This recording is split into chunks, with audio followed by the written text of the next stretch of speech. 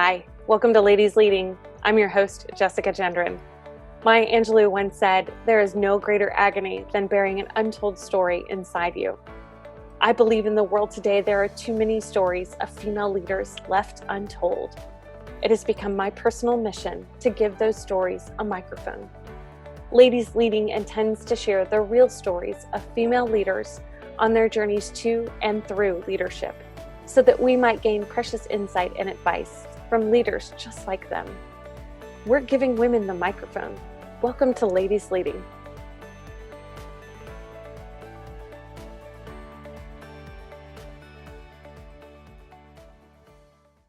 Hi, everyone. Welcome back to Ladies Leading. Today on the show, we have Marla Holdread. And Marla is my coach. I wanted her to be on the show just because she's been so integral to my success as a female leader, and she's somebody I value immensely. But she also has this really incredible story about her journey to where she is as an executive coach and as a business owner. And so I wanted her to share her story as well. So Marla, thanks for being on the show. I just talked to her yesterday, so we're back together again, but will you start by just telling everyone a little bit about who you are and what you do? Yeah, of course. And thank you for having me on. It is great to be back together again. Twice in 1 week is fun. I know. So my journey is, I always say it's an unconventional one. I actually had asked so I'm a career strategist. Let's start out with there. I'm a career strategist, career coach, executive coach. I work with senior managers and executives when they've reached a pivotal point in their career and they feel that they want to make a change, but they don't quite know what that is. So I help them get to that next level of success, whatever it may be for them. So it may be in a new leadership role, or it may be changing careers altogether. Where they are, I can help them with that, kind of meeting them where they are within the journey. My journey here has been, I always say it was a long and winding road because it was just all over the place. And I actually I was asked the question the other day, did you always think of being a career coach? And the answer is no. Probably that came about probably within 3 years. So I never dreamed of being a career coach. But I think that's one of the lessons that I learned. It was something that kind of came along the way and happened organically. And so I've found my place after all these years, but it took a long time. So, but starting back, my journey kind of started, it's a long one, so I'll try to make it as short as I can. But it's a good one. It's a good one. I think for women, I think it's important to see that, like, you don't have to come right out of college and know what you want to do for the rest of your life, and that your career will take lots of twists and turns. So take us back. Yeah, and that is one of the big, thinking back about it, that is exactly one of the big lessons that I've learned is that, and I recently saw a quote that I really liked that said, kind of look at your career as a portrait or a painting rather than a ladder, because there are so many different, it's such a great way to think about your career, because you go through so many different changes and levels, and sometimes you just never know where you're going to end up. So yeah. So, and that is my story. Of mine was, I was very, in college, I had my plan. I wanted to be in communications. I wanted to move to Chicago, and I wanted to be in public relations. And I mean, I really had this big dream of being the corner office, executive at the corner office. And I did end up, so I graduated with a communications degree. I moved to Chicago. I didn't have a job when I moved to Chicago. My parents literally dropped me off and left me with my first month's rent check, and left that afternoon. And so I stayed with people that summer that I knew from college. But anyway, so I went there with this big dream of being in public relations and starting my career there. And I found, and that was a time too when the economy wasn't great at the time, and you really had to hustle and work your way in and find a job. And I had no contacts. I really didn't know what I was doing, but I did know that I wanted to move to Chicago and I wanted to be in PR, and it was all so exciting and glamorous. So, but when I got there, the reality hit of, I actually have to find a job. And I had some interviews, but things just really weren't moving as fast as I needed to pay the rent and pay the bills. And so that summer I ended up having an internship with my roommate helped me get. Well, it was more of like a part-time job. My roommate helped me get at the merchandise mart, and I literally sat there and tagged. She worked at a company that sold. She was an interior designer, so she worked at a company that sold sample or material, and so there were all these samples in the showroom, and my job was to like retag all the samples. Yeah, and so it's like, that seems like an intern type of job. So talk about like a kick to the ego, you're sort of like, oh, this is the real world now, because you really just need to eat and pay your bills. So that's what I started doing, and I did that for the summer at the same time interviewing and working, trying to figure out what I wanted to do with my life at that point. I did have a couple of jobs in PR, and they just never worked out. So my first job really was working at a commercial real estate company in their marketing department. And I got lots of experience through there. Lived in Chicago for about 5 years, had a few other marketing types of jobs in Chicago. I ended up meeting my ex-husband there in Chicago. We moved to Northwest Indiana. And again, there's this sense of unconventional reinvention type of thing where we moved to Northwest Indiana. I was thinking I'd just take the train into Chicago, but it was like an hour and a half commute from in. And so that quickly became really exhausting and tiring. So that didn't work out. But I did end up, I found a job working in a staffing company and doing recruiting and hiring and staffing, something that I had never done before, but the people that owned the company were lovely, and we just clicked, and they gave me a chance to kind of figure it all out. And my skill set fit with what they were doing. So again, it was a great experience. I learned a lot. We were only in Valparaiso for a couple of years, and then eventually moved to Indianapolis. So when I got here, I was able to transfer that job into the same job, like same company, but I did it here in Indianapolis. So then I worked in staffing for a couple of years in recruiting. I really liked it. Then I had kids, stayed home for a little while. Eventually, after about 10 years or so, I got divorced. And then that's when I think, again, the reality kind of hit of what's happening here. I feel like there were so many times in my life where there was a reset. And that was definitely one of those times. So 37 years old, I was divorced. I had 2 young children.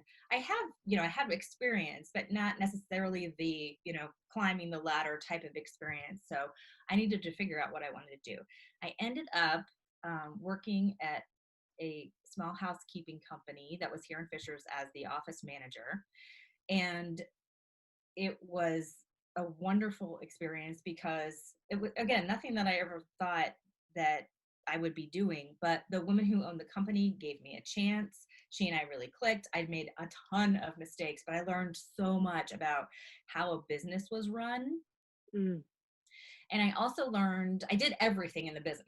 That's what I really liked about it. I was doing everything. So everything from hiring to payroll to, just the daily scheduling of all and there are a lot of pieces of parts that go into a business like that. So I really enjoyed that part of it. What I found that I didn't like was I was in the office by myself most of the day, and I'm extroverted. So that was just really draining for me, and just challenging. So that's the one big thing that I realized about a year or so later that something needed to change. Also, my kids were in school and I was having a hard time getting them.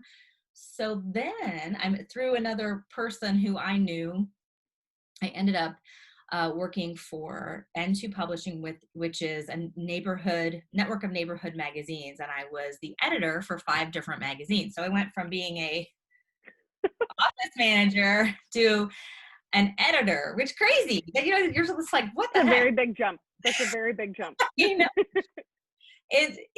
Looking back on it, it is really, it's unconventional.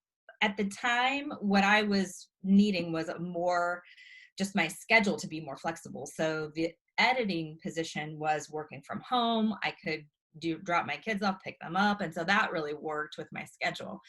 And it was really challenging. I mean, again, a lot of different pieces and parts, but it was totally different from the office manager type of position.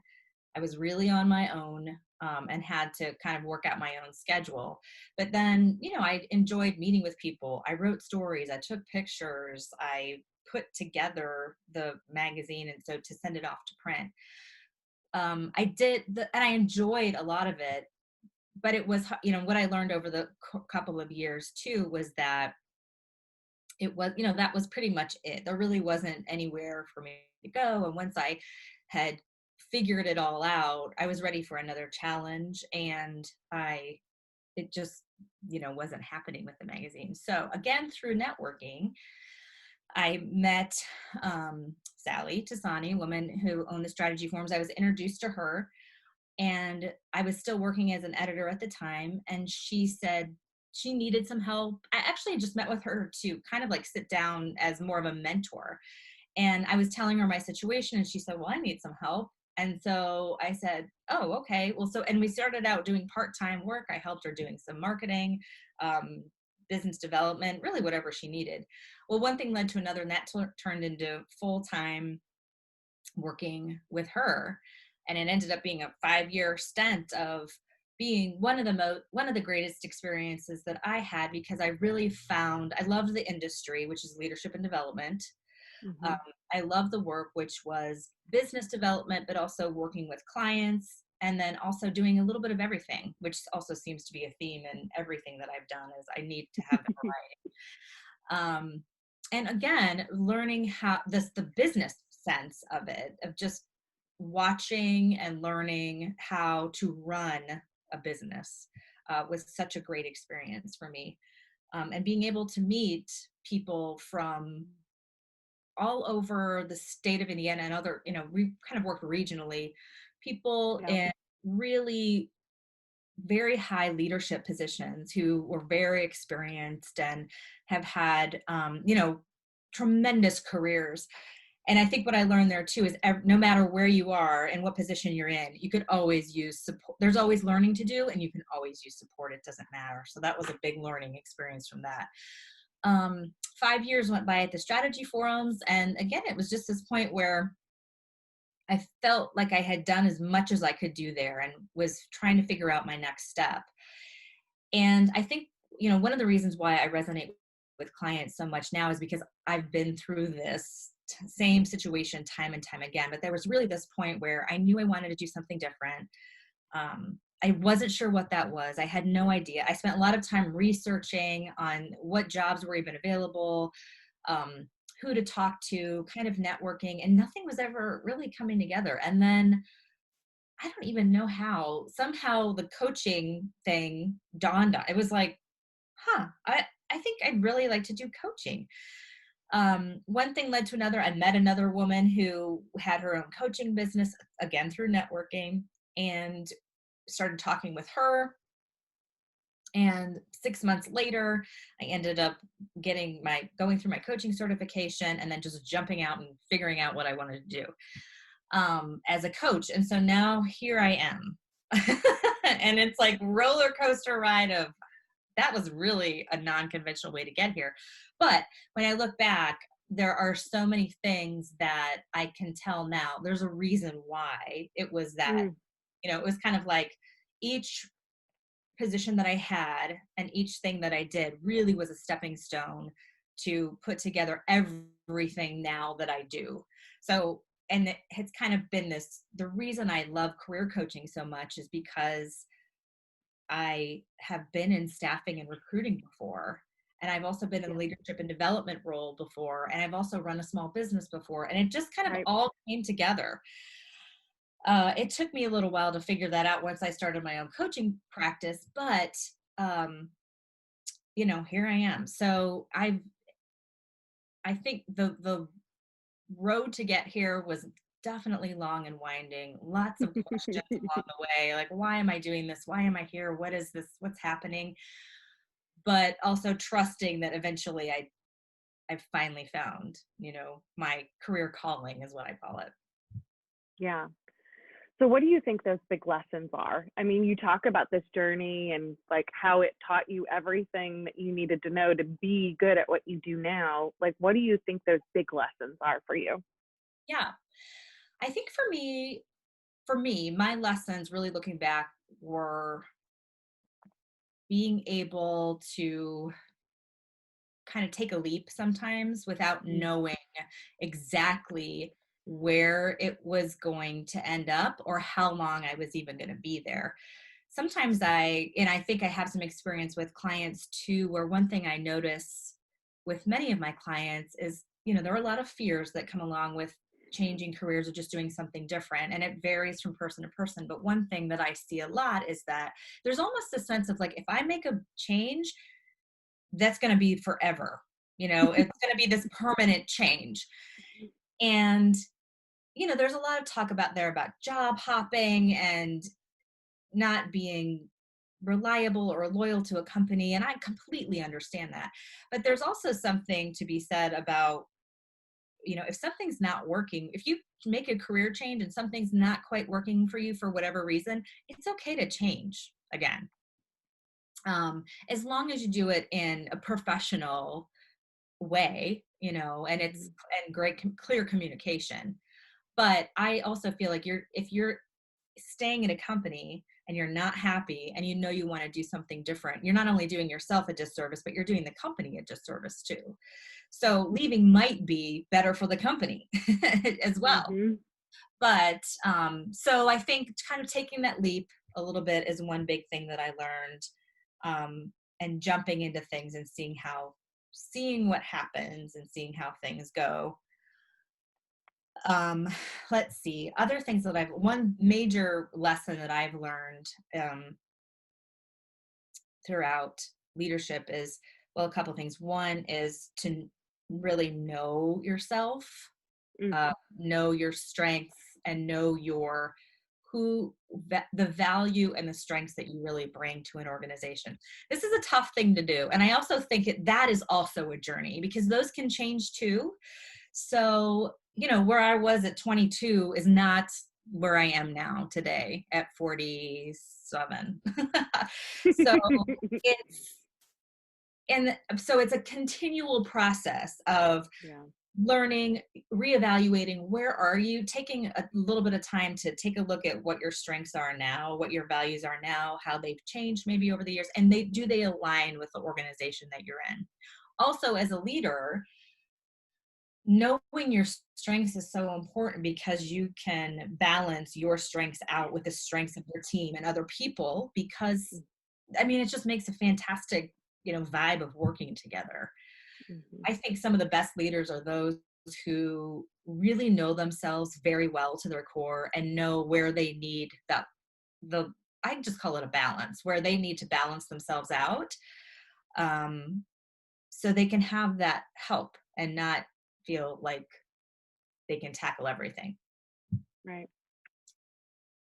Um, I'm trying to think of what else in terms of just lessons learned. There are a lot, but I think those are the big ones that kind of stand out in my mind. Yeah. Yeah, I think I those are, taking a leap is been that funny that you said that. I think one of the things that I'm seeing in a lot of the women that I'm talking to is this ability to take a leap, or this ability to take some risks in their career. And so it's interesting that you say that, because that's becoming a theme in the conversations that I'm having with women. Mhm. And then the self-awareness piece, I mean, it's just been this thread all the way through the whole time. What do you think people can do to build better self-awareness? You said it's a journey, and I agree that it's Mhm. sort of this path that you take throughout your lifetime where you're like, no, I didn't know this about me. Sometimes you have to have a coach to tell you things that you didn't know about yourself. Um, but what are other things people can do to build better self-awareness? That's a great question. I think that the overall, best advice I always find myself giving is to take time, whether that be once a week, once a month, once a quarter, whatever works best for you, to take some time and reflect on what you're doing, where your energy level is with what you're doing, Mm. and just the whole awareness thing. So a lot of times I find with clients that they're plowing through, people are very, you're very strong and it's plowing through and determined and getting the work done and working as hard, but you're exhausted. But we also feel like, okay, then this means we're working hard if we're just exhausted.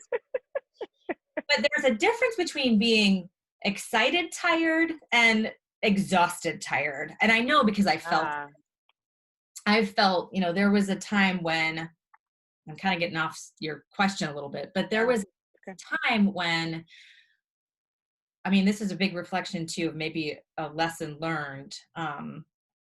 At one point in my career, when I was doing that same thing, I was plowing through, I was getting the work done, I was staying up late, I was all the things. And I was tired. I was dead tired. I was dragging myself out of bed. I was having weird health issues, like, weird stomach problem here and there, or, I tend to hold stress in my shoulders. So always like tight shoulders. At one point during that time, I was sick too sick for 2 weeks straight.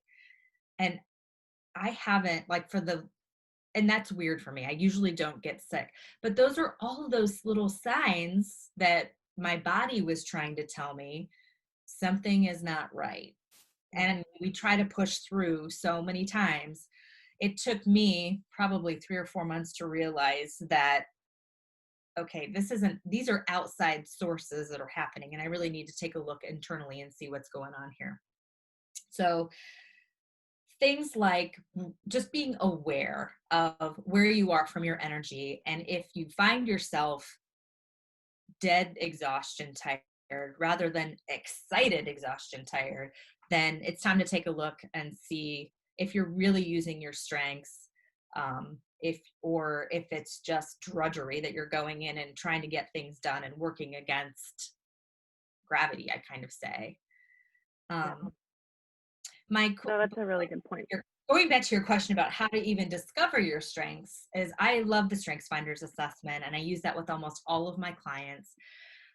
It's one of the things that I really enjoy because it's unique to everyone. Everybody comes out with different strengths.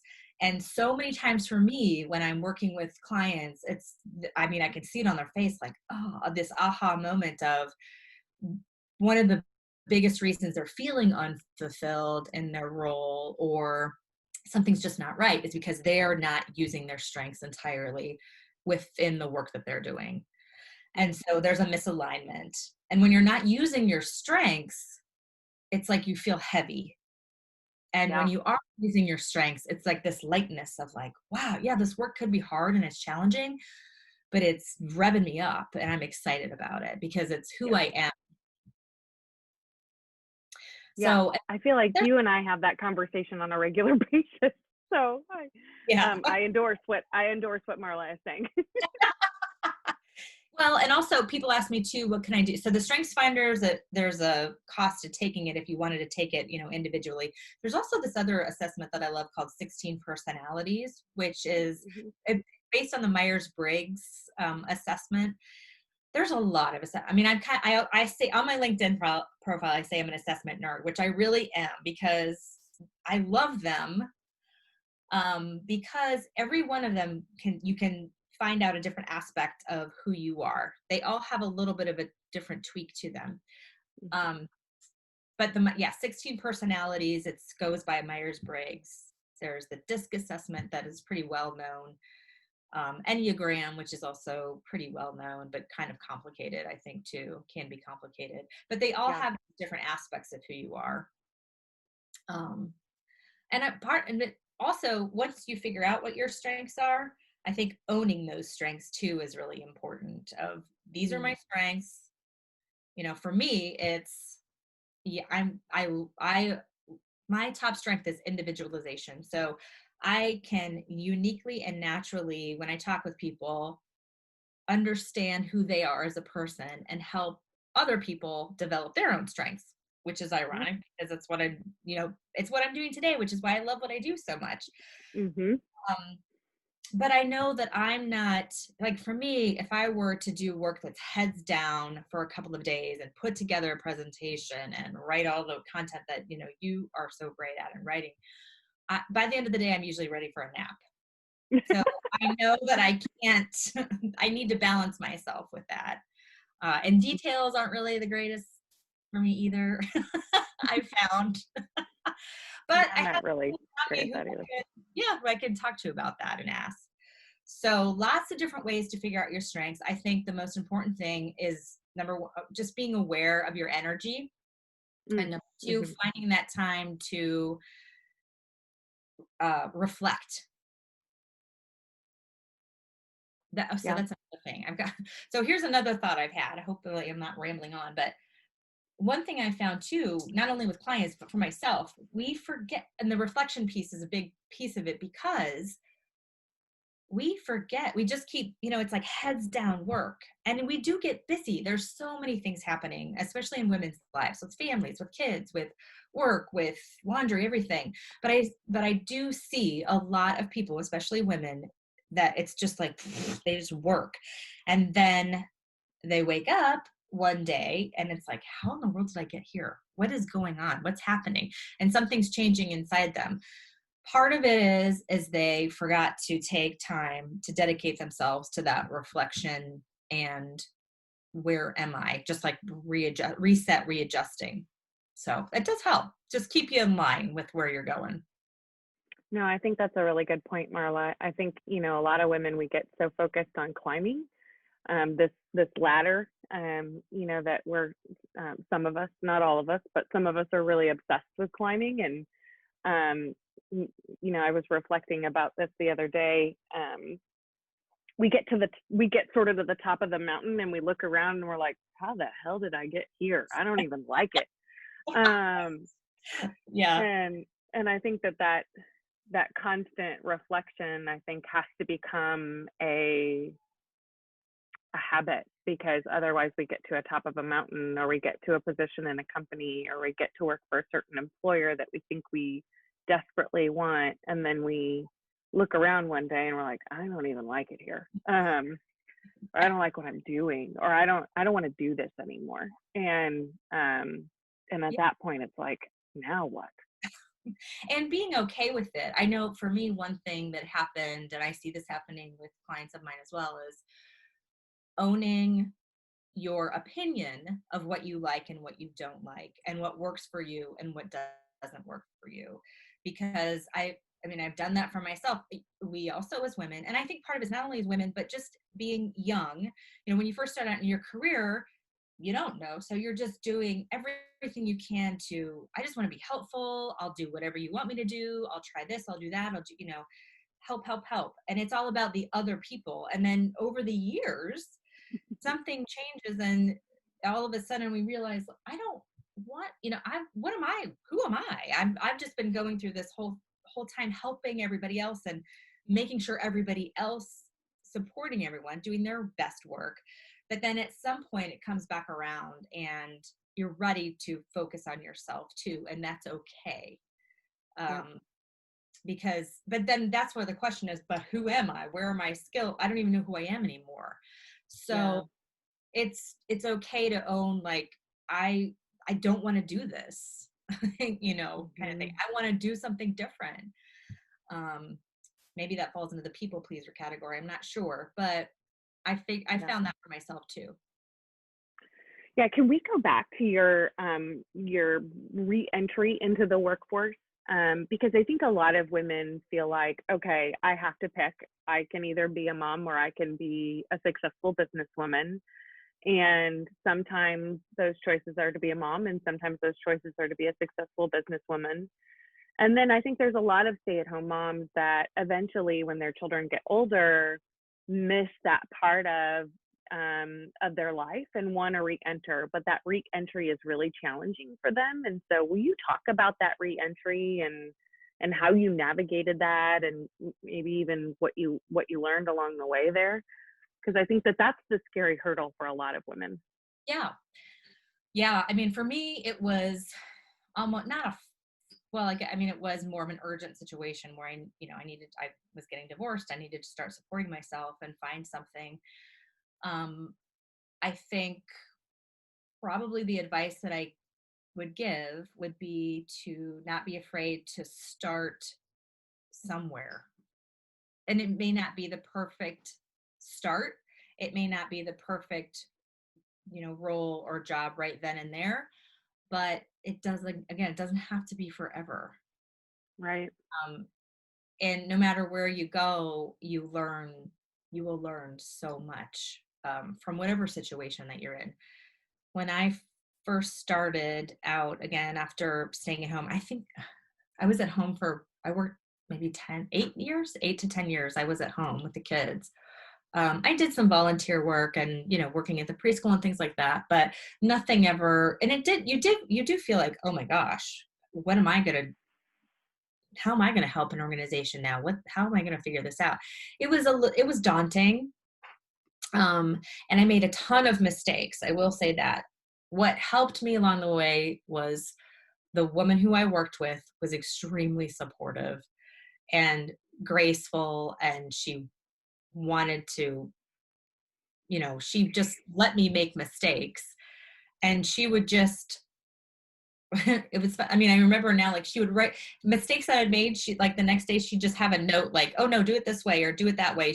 It was just very cut and dry of, yeah, this was a mistake, but this is how you do it this way, or this was a mistake and this is how you do it. And so for the first probably 3 or 4 months, it was constantly making mistakes, which is really hard too. I think that's probably one of the biggest fears too, going into something new.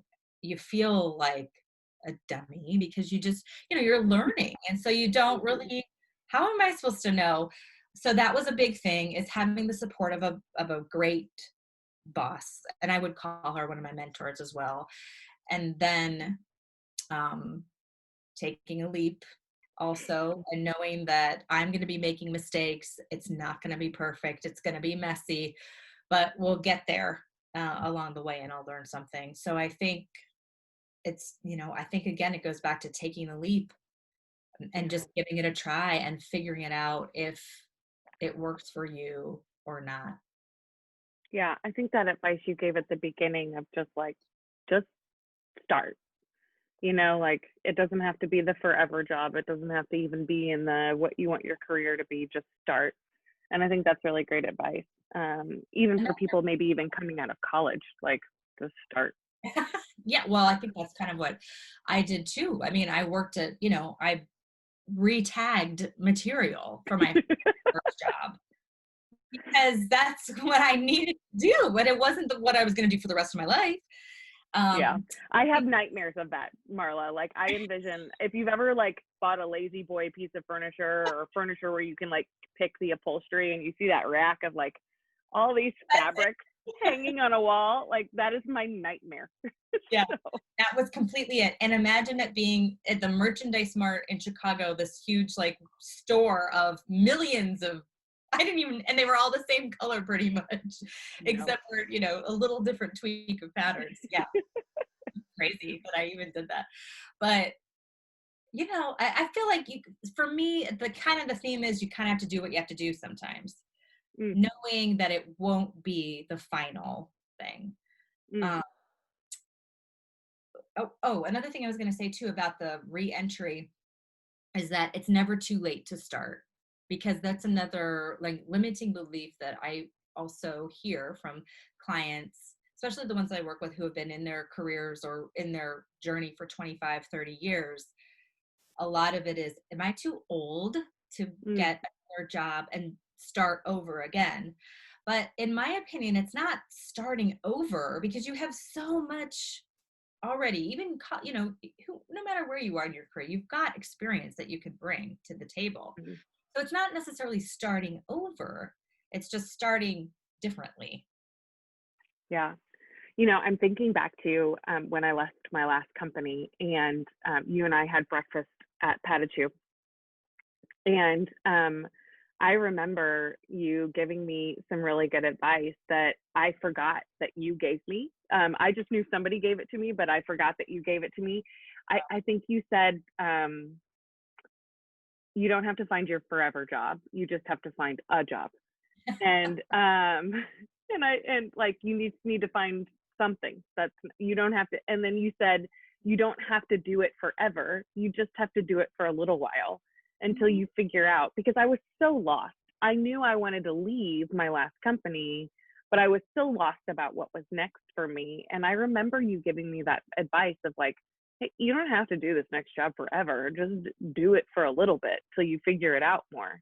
Yeah. And I forgot that you gave me that advice. And so I think that's right in line with what you've talked about this whole time, of just go, get started. It doesn't have to be forever. I think there's a perfection, we want the next thing to be perfect, and we want it to fall into line with what we think might be the perfect role, or also what falls in line with the trajectory that we have in our heads of the way things should be.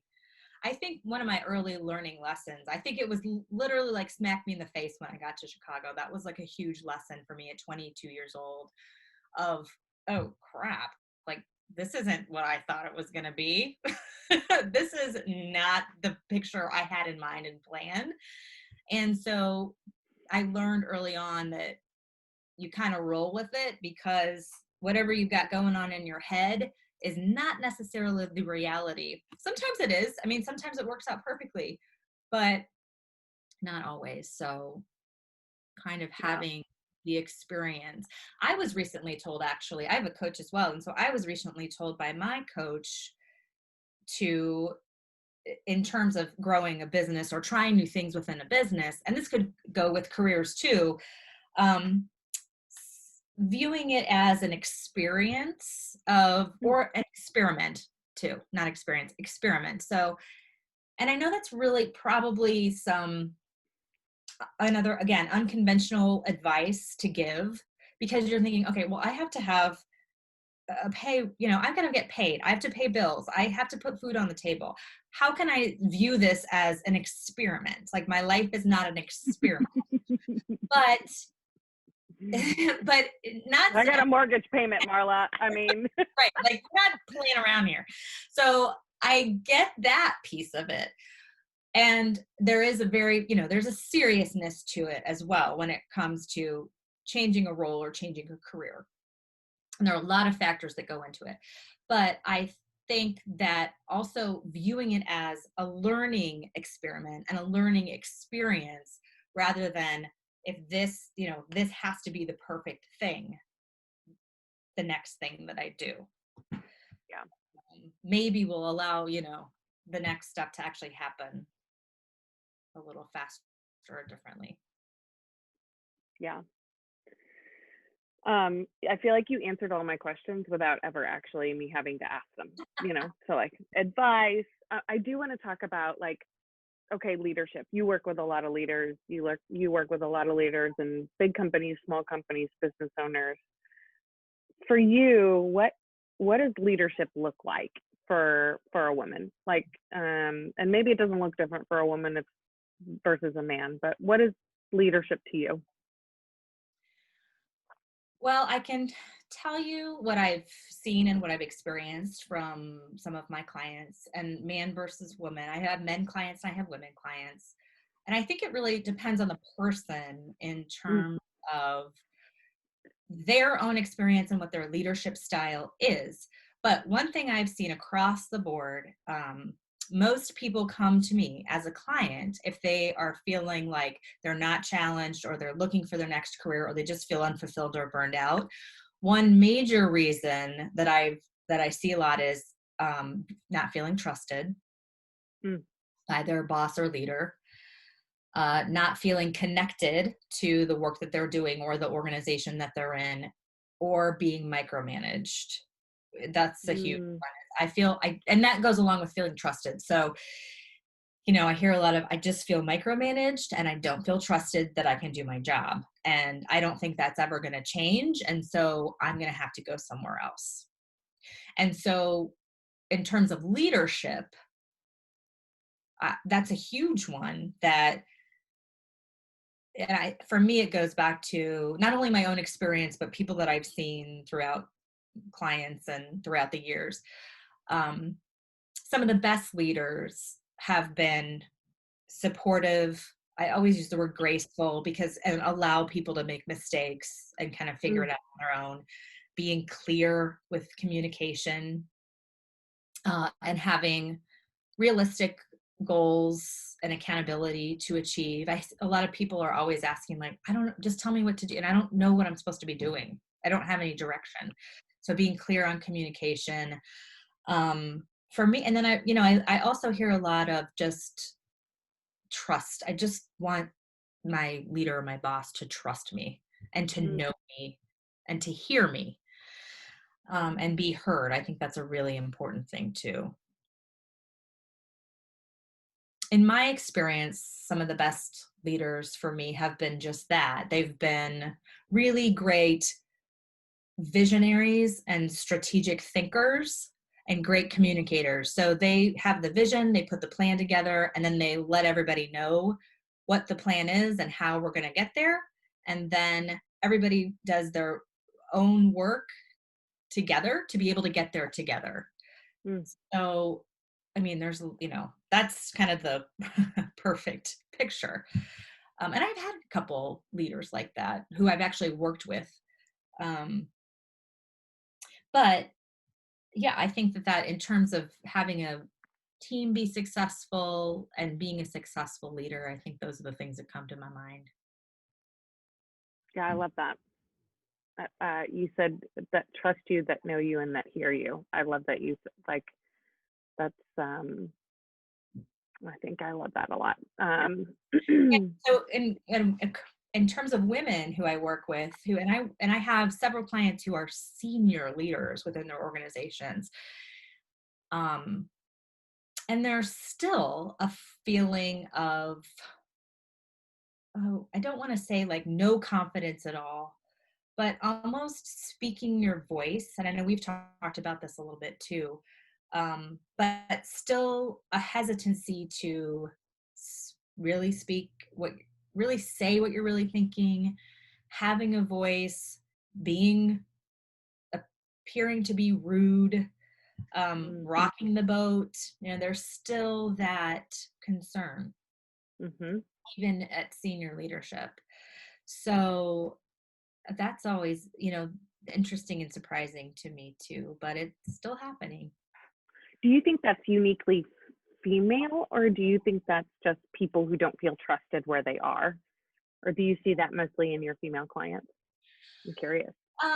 That's a good question. I think it depends on the person, because we as humans too, we've got a lot going on in our heads. And, I know I hear this in my world and industry all the time of just all the limiting beliefs and the head track. And it's true. And sometimes we are just even so unaware and unconscious of what we're even telling ourselves, or how we're talking to ourselves. And then we really start believing the things that we say. And so one of my jobs as a coach is really to help clients identify some of those stories that they're telling themselves, and making it really more of an awareness thing, and kind of questioning their own thinking and thought of, well, is it really that way? Or is that just something that you've told yourself and you've kind of convinced yourself for some reason? I endorse that message as well, Marla, because you've done that for me. We've had many of those conversations where I walk away and I'm like, shoot. Well, I know, and I do it too. And that's why I always kind of say coaches need coaches too, because we're humans, and no matter what situation that we're in, our brains are just running. And so it's always great to have just someone in your corner to support you, and have that mirror of loving support of, I hear what you're saying, but I'm seeing something else.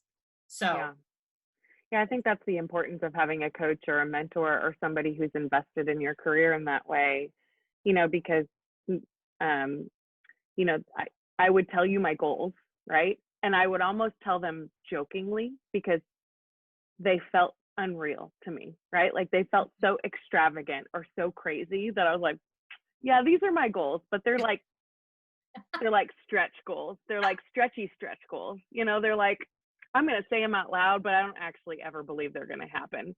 And I think one of the most powerful moments that I've ever had with you is when you said, why don't you believe these are going to be happening? Like, why you should be believing that these things are going to happen. And I think, gosh, you're so right about that. Those limiting beliefs are really powerful.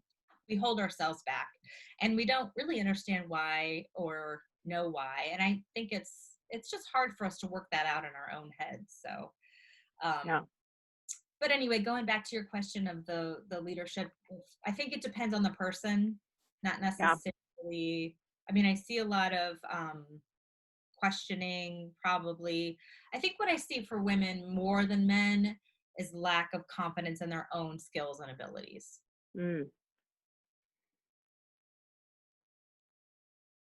And I find myself constantly thinking, I mean, I adore all of my clients and I just love them so much. And so I'm always thinking like, why don't they see what I see in them? You Yeah. know, they're so great. They've got so smart and intelligent and driven. And for whatever reason, I mean, there are lots of different reasons, but we don't always see that in ourselves. And I think it's just maybe a natural thing for women. I don't even know what it is. Could be a good study to do. Yeah, we'll add it to the list, Marla. Right? Yeah, there's a survey. Right. No. Okay, last question. A skill or trait that you think is critical to a woman's success? Yeah, I think resilience is the first word that came to my mind. Okay, before you get into that, out of all of the interviews I've done for season 2 so far, every single person has said resilience. Really? Yeah. That's interesting. Well, and yeah, it's true because I'm not only experienced in my own life, but I see it everywhere of just, and even, recently I don't know when this is going to go live, but our interview, Ruth Bader Ginsburg, just passed away recently. And when I reflect about her life and her career and her story, that's the first word I think of for her too is, boy, what if she gave up? It's like she tried, she had to push so many times and really fight for herself and get through so many obstacles to get to where she ended up in her life. And it's very easy to give up, and I think that that's what kind of just keeps us pushing through is just, I mean, I also believe there is a point where if something's not working, you need to make a change. Yeah. But I think that's resilience too, is willingness to accept that. Yeah, knowing when it's time to make a change or do something different, like, okay, this isn't working. But also having that almost emotional resilience in a way too, where you kind of, well, I mean, my story is back so Chicago it was a tough town. And, I was a little 22-year-old person, like naive, wanted to do the best that I could in the world and moved to Chicago. And I found it pretty quickly. And my first job was working for a commercial real estate company where I think there were 25 men, 25 commercial real estate brokers, mostly men, one woman. And so it was a really unique experience I mean, I took a lot of crap. I took a lot of sarcasm. I took a lot of questioning, kind of, what are you doing? It was tough. And so I think I learned pretty quickly that I had to toughen myself up at a young age, even though that wasn't necessarily me. Yeah. That makes sense. But it was almost like a survival mode in a way at that point. Yeah, I love that. I think you're right. Well, Marla, Thank you so much for joining me today. I loved having you. I loved hearing your stories. I think some of them I didn't even know, so that was super fun to talk about. And all of this insight I took, you can't see it, I took a lot of notes. Scribbles all over, I ran out of room. So thanks for joining me, and everyone watching, thank you for joining us on another episode of Ladies Leading. Be sure to check out our website at ladies-leading.com, where you can see past episodes and also nominate a woman to be on our show. And big thanks to our sponsor, the Center for Leadership Excellence. They're working to make workplaces better for everyone to work. Thanks, and we look forward to seeing you as we pass the microphone to another female leader on the next episode. Thank you.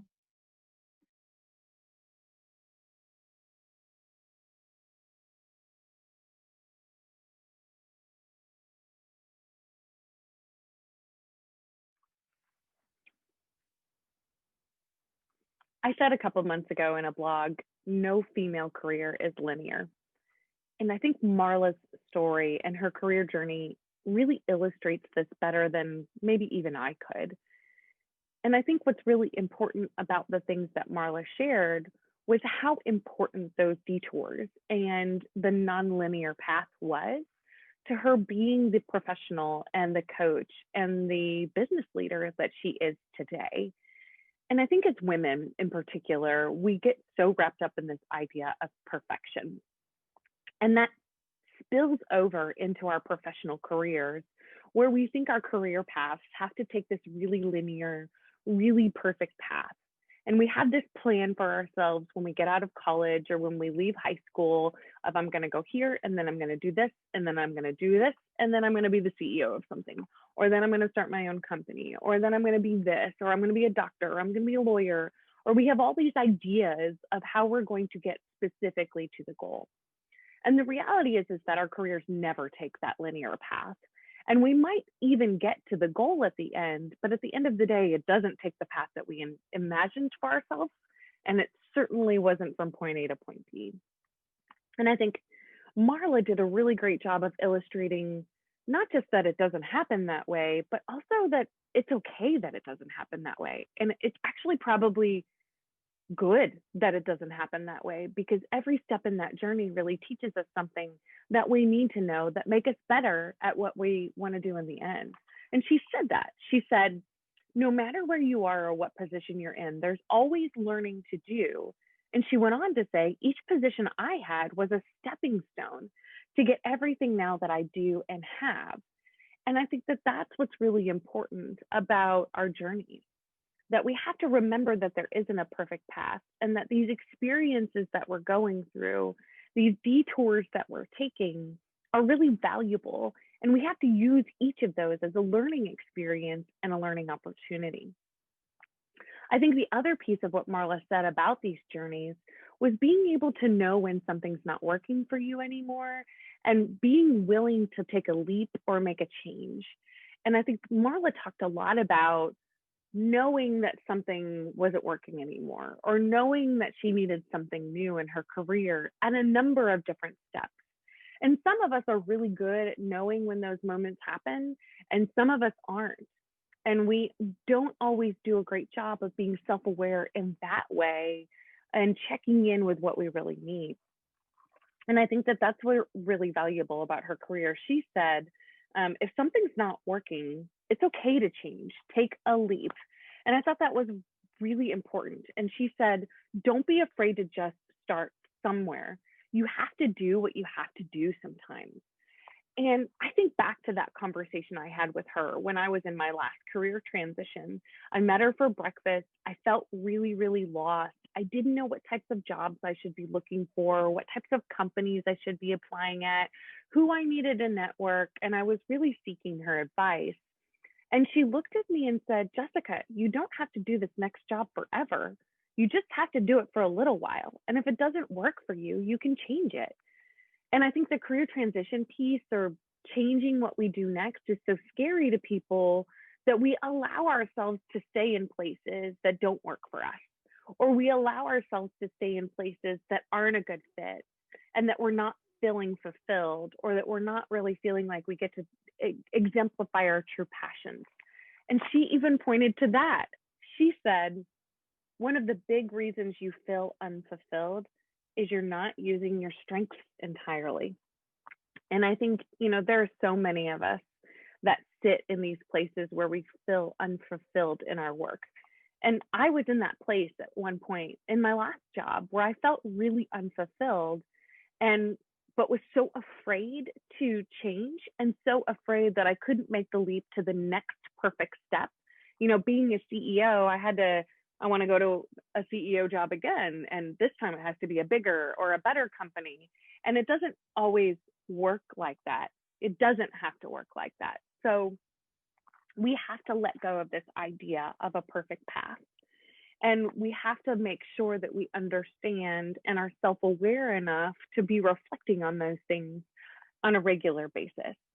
And I think that was two of the big takeaways for me from Marla's episode is really understanding your journey and really understanding yourself and knowing that your journey is not going to be perfect and knowing that everything along the way has a purpose for you and for your career. And it's experience and an experiment, as her coach puts it, that we can take that's going to sort of add on to the things that we already have and ultimately lead to us being more successful at the thing that comes next. But the piece that really comes along with it is the willingness to take that leap and the willingness to say, this doesn't work for me anymore, and it's time for me to look for something else. I think there are a lot of people right now who are in a career transition because of the pandemic, because of the layoffs, because they maybe wanted to job search in March and then stopped job searching because it was a terrible time to change jobs. And so there's lots of people that are thinking about what's next in their career, thinking about what's next on their journey. And I think we have to be willing to just take opportunities and say, if it doesn't work for me, I can change it again. And instead, we have a lot of people that are just looking for that perfect thing or that perfect next step. And the reality is that it doesn't have to be perfect. We just need to take a step. And I think Marla's experience, her journey, her story has really helped me see that in a really incredible way. And I hope some of you who are maybe in career transition, it helped you see that as well. So thanks everyone for joining us on another episode of Ladies Leading. Please check out our website at ladies-leading.com where you can see past episodes and nominate a woman to be on our show. Also want to give a big shout out to our sponsor, the Center for Leadership Excellence. They're working to make workplaces great places for everyone to work. You can check them out at cleindy.com. Thanks everyone. We'll see you next time as we pass the microphone to another female leader.